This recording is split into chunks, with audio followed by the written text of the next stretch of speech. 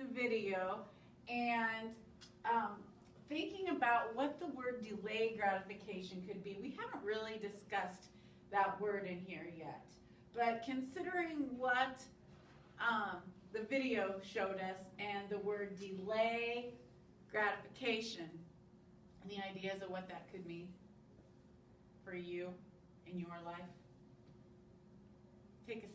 Anybody take a stab at it? Having to wait for something? Having to wait for something. It's interesting, Mrs. Moss and I just had this conversation yesterday, and even as adults we have to wait for something. So these little kids did, you know, their things are different. They're marshmallows, they're Christmas, right? And then at your age, there's things you have to wait for and earn or whatever. What could those be? I had to wait to get a phone. Okay, Claire, good example. She had to wait to get a phone till when? Well, it was supposed to be for my birthday, but I got one like a couple weeks earlier. So, but basically for your birthday. Yeah. What birthday is this? My 14th. So you had to wait till you were 14. When I was younger, my mom made me wait to get my ears pierced till I was 12. That was just her thing. Okay, we all have certain things. Can you think of something? You're smiling like you know of something. What are you going to share? Oh, God. I was thinking about the meet and greet. Okay, the meet and greet. Tell us about the meet and greet. Tomorrow in 2 weeks, this guy named Taylor Kniff is going to be in Omaha for a pop-up meet and greet, and we really want to go. Okay, and so you've probably been a fan of his for a while. All right, and so now you're weighing out the consequences.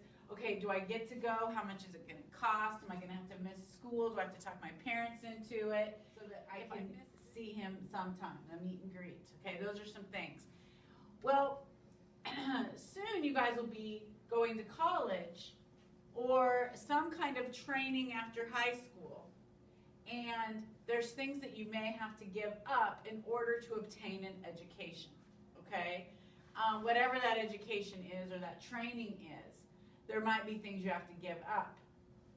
When I was in college, I had to give up going to the movies. I had to give up eating out as often as I wanted to. Let's put it that way. I still got to eat out, but not very often. I also gave up shopping. I lived in Lincoln. I wanted to go shopping all the time, but no, I really made sure that I stayed and I studied and I got good grades, because this is the thing. It's not because I didn't have the time to shop. It's because my money was going towards different things, okay? It was going towards an education instead of going towards clothes or a new car. I drove a clunker, okay? I drove an absolute clunker car. But hey, it worked. It got me where I was going, all right? Otherwise, my dad wouldn't have let that happen. But so I didn't invest in a new car because I was investing in my education that would get me farther in the long run than a new car. So that's what we're talking about with delayed gratification, is investing in something for now that will get you further in the long run. Okay, those new clothes I wanted weren't going to get me very far. Okay, that's delayed gratification. So when you look at your ebook, of course I think my computer just died. It just keeps dying on me. Oh, there it is. Whew. When you look at your ebook, and we're on page, is it 33, Life After High School, we started that yesterday and we got through one part of it. And now we're looking at delayed gratification. Jasmine, would you read the definition of delayed gratification? Postponement of the acquisition of certain things or the participation in certain activities in order to complete training or education.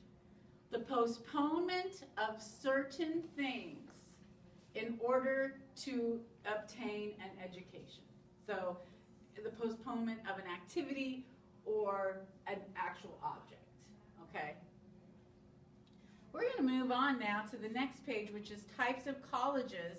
What is right for you? Michaela, would you read from what is right for you down to the word etc., please? And activity fair is one of the vocabularies. Jocelyn Price, will you read when she comes to that what that definition is? Colleges host events, activity affairs, A way to gain information where students explore and visit activities, clubs, and organization at school. where prospective students can see what a college has to offer regarding programs of study, extracurricular activities, living arrangement, etc. Very good. So, when I think of Pitch Perfect, because if you remember in the very beginning, they're at college and it's kind of, they have all these little tent things set up for activities that you can join in. All right, so that's what an activities fair would be. Only at Pitch Perfect, they only showed the chorus groups or, you know, the singing groups. But there would be an FBLA and there would be, you know, different things that you could join in. That's what's nice about college. Let's see. Jocelyn, would you read your, starting with your major and minor, and then Michaela, would you read the definition of major and minor, please, when she gets to it? Your major. An area of study a post-secondary student receives a degree in. Very good. And minor. A supporting or additional areas of study or study a post-secondary student chooses. Very good. Of choice will determine what type of college you should be touring. Community colleges offer students the ability to learn a trade within a shorter amount of time, generally 2 years or less. An example of a community college in our area would be Central Community College. ITC Technical Institute of Omaha is an example of a technical school. Okay. A technical school is a school that focuses on training students in fields related to engineering and the physical sciences, Which allows students to concentrate on a very essential community, or a community college or a technical school. We have kind of touched on this before. It's a 2-year degree that allows you to concentrate on a specific career. Okay, you have specific classes that are all directed towards your career choice. My son went in graphic design. All his classes were directed directly to that career choice of graphic design. If he would have changed his major or his career choice, none of those classes, for the most part, would go towards the next career. Okay, I mean, I shouldn't say, because there's always exceptions to the rules, but if he would have said, I think I want to be a PTA instead, a physical therapist assistant, he would have had to jump clear over, completely start over. So when you go to a 2-year college, you have to have a pretty good idea of at least the area of study you want to join in. And when I mean area of study, I mean probably either the health or education or business, because you can move around in those areas a little bit. But the minute you completely jump out of it, you've taken classes that are not going to transfer. Okay? And when you go to a 4-year college, you have more of a major and a minor situation where you might major in business and minor in Spanish. Okay? So that when you're in the business world, you can speak Spanish if needed to. That's what that looks for. The major is your first area of study, and the minor supports that area of study. And that's what you see more, like I said, with 4-year, or something we don't talk about the differences very often. But the main thing to know is the university is the largest type of institution for higher learning. It contains undergraduate colleges and graduate schools. So, undergraduate colleges could be like anything in education, business, medical degree like nursing. And then the professional could be law. That would be a professional example. All right, moving on.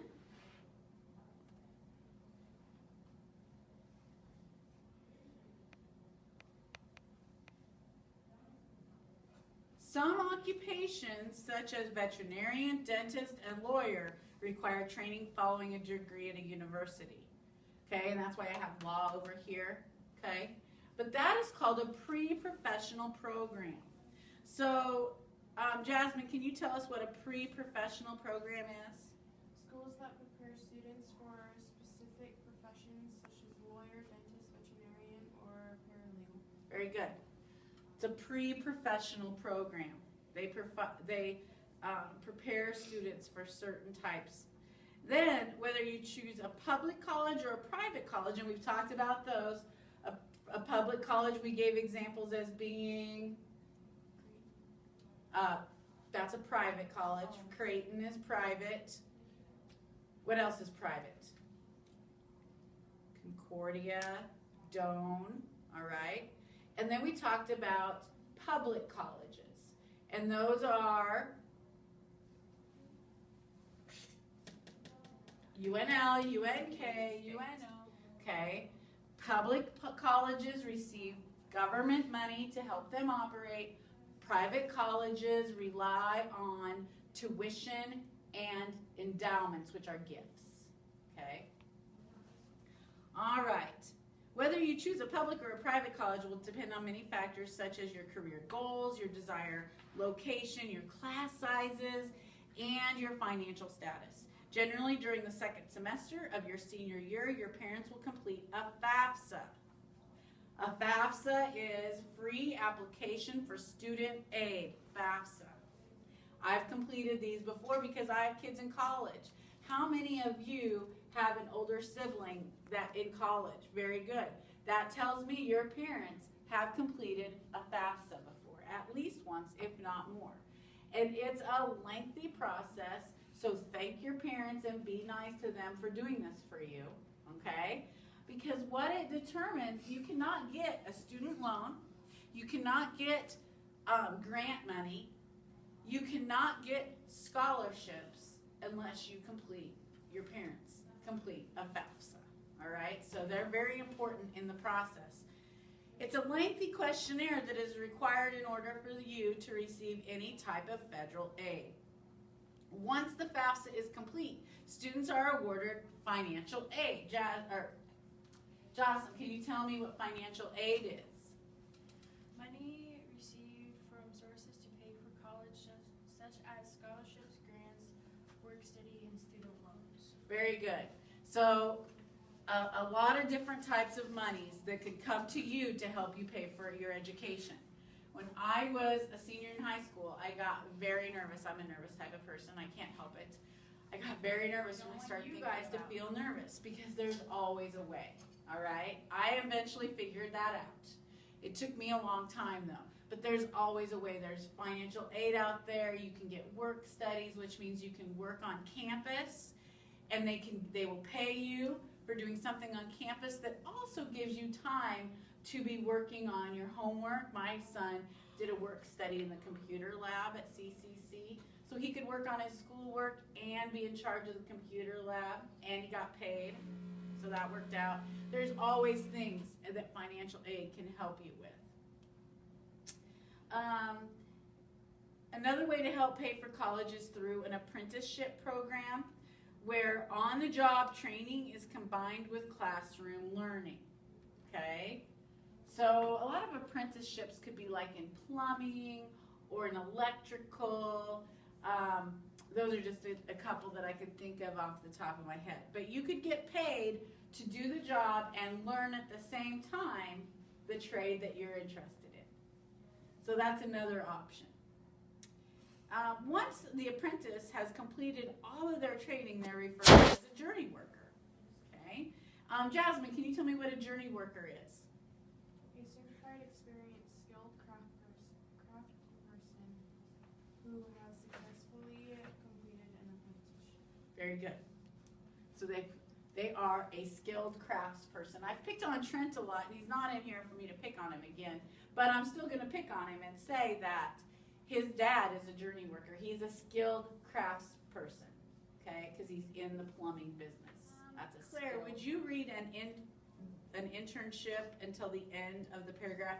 Yeah. And Michaela, would you please tell us what the vocabulary word means when you come to it? Do I read the paragraph? Yeah, Okay. an internship. An internship.